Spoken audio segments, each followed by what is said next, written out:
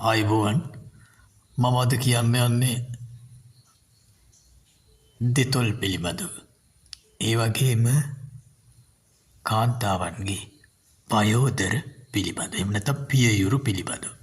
අතරම ගොඩාක් කවියෝ, පැරණි කවියෝ, දැන් ඉන්න කවියෝ හැම කෙනෙක්ම ගත්තොත් කාන්තාවගේ රූසපුව පුදුම විදියට වර්ණනා කරලා තිනවනේ. හොඳට අහන් ඉන්න මෙන්න මේ කවිය. එක කවියෙක් ලියලා තියෙනවා මේ ගොඩක් පොත්පත්වල අඩුයි මේ කවි ඇත්තටම කටින් කට පැවතෙන අර ජන කවි වගේ එහෙම පැවතගෙන ඒවා තියෙනවනේ. මෙන්න මේ ඔයගොල්ලෝ අහලා තියෙනවද දන්නේ මේ කවිය.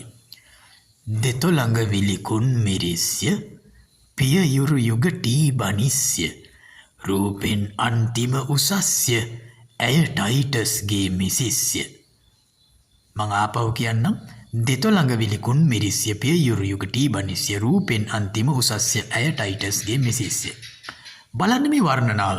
දෙතොළඟ කියන්නේ තොල් දෙක, කාන්තාවන්ගේ තොල් දෙක සමාන කරලා තියෙන්නේ. කියන්නේ දෙතොළඟ තොල්ළඟ මිරිස් ඉදුණු මිරිස් කරල් වල පාට.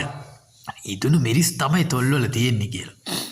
අනිත් පැත්තෙන් ගත්තොත් ඉතින් මේ කාන්තාවන්ගේ කටසැර හේත මිරිස් වලට සමාන කරලා තියෙන. එහෙම කියන්නත් පුළුවන්. නමුත් මෙතනදී ඒක නෙමෙයි කියන්නේ.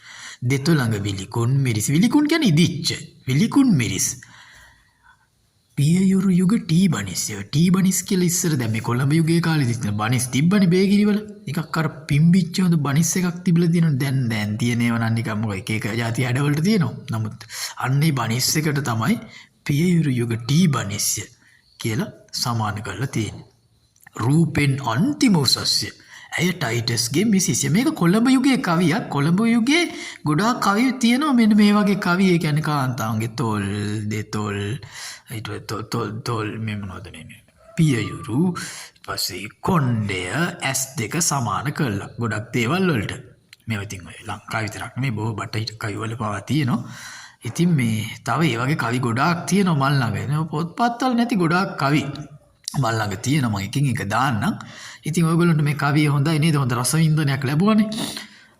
එතකොට ඉතින් සල්ලිනි සංදේශයේ තොටගමේ රාහුල හාමුදුරුවෝ කියලා තියෙනවනේ නිසි පුලුලු කුල රිය සකයුරු තිසරතන කියලා. එතන කාන්තාවන්ගේ පයෝදර තිසර හංසයින්ට තමයි මේ උපමා කරලා තියෙන්නේ. ඒකනේ අර තිසර පට කියලා එහෙම කියන්නේ නේද? හරි.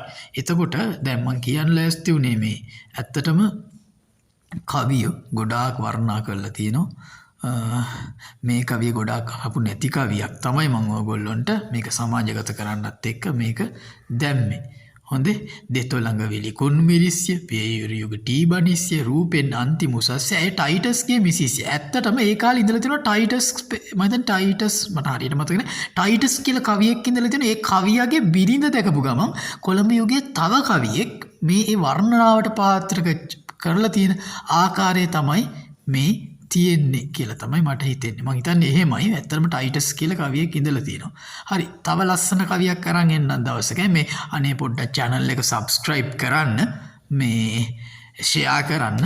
ඉතින් ඔයාලට අහපු නැති කවියක් නෙමෙයි මේක. මම හිතන්නේ ඔයගොල්ලෝ අහලා තියෙනවා කියලා. එහෙම අහපු නැති කවි ගොඩක් තියෙනවා. අනේ subscribe එකක් දාන්න හොඳේ. හරි. ගිහින් එන්නම්. හැමෝටම ජය වේවා.